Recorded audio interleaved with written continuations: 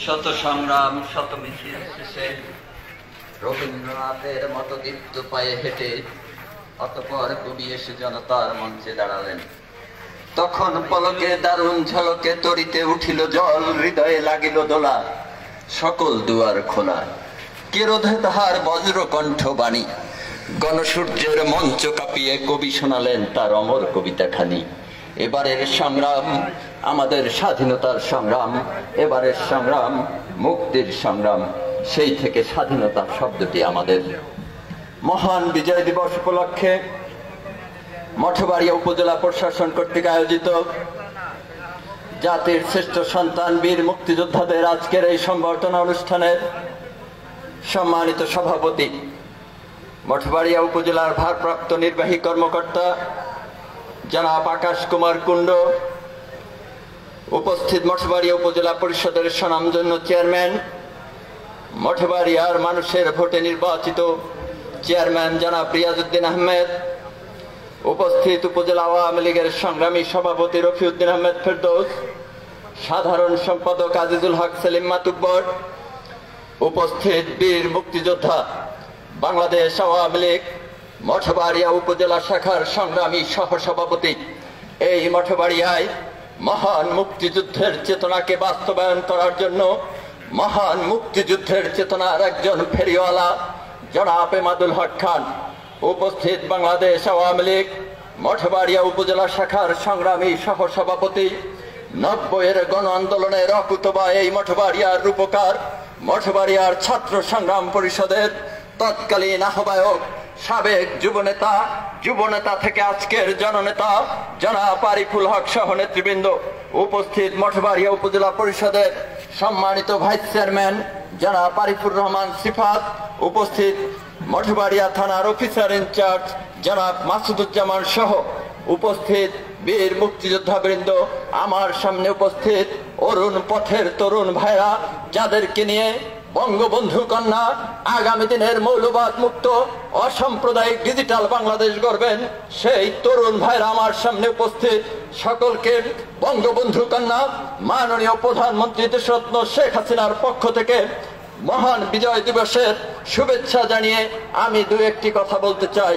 প্রিয় ভাইরা আমার, প্রিয় সাথীরা আমার, 1757 সালের 23শে জুন পলাশীর আম্রকাননে স্বাধীনতার লাল সূর্য অস্তমিত হয়েছিল। সেই স্বাধীনতার লাল সূর্যকে ছিনিয়ে এনেছিলেন আপনারা জাতির জনক বঙ্গবন্ধু মুজিবের নির্দেশে। 1971 সালের 16ই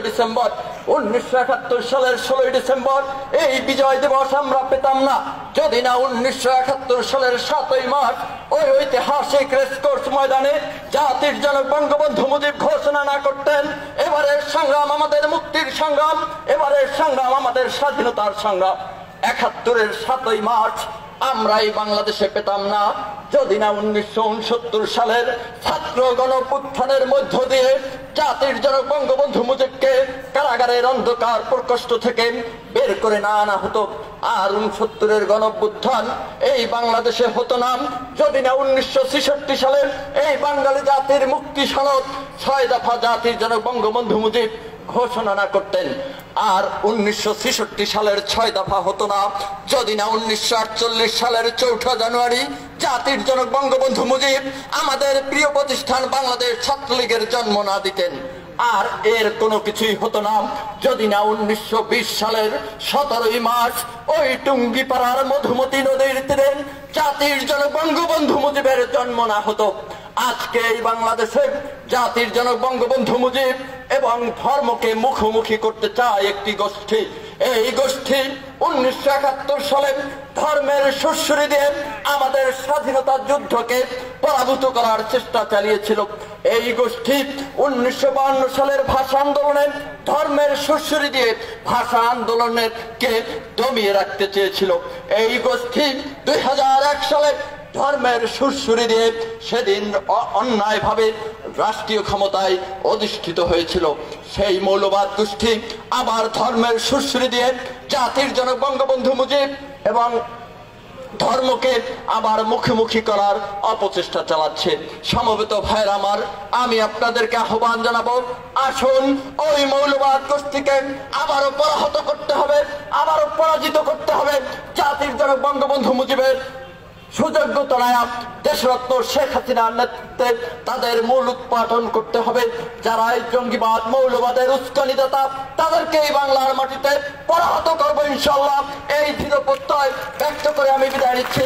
সকলকে ধন্যবাদ। জয় বাংলা, জয় বঙ্গবন্ধু।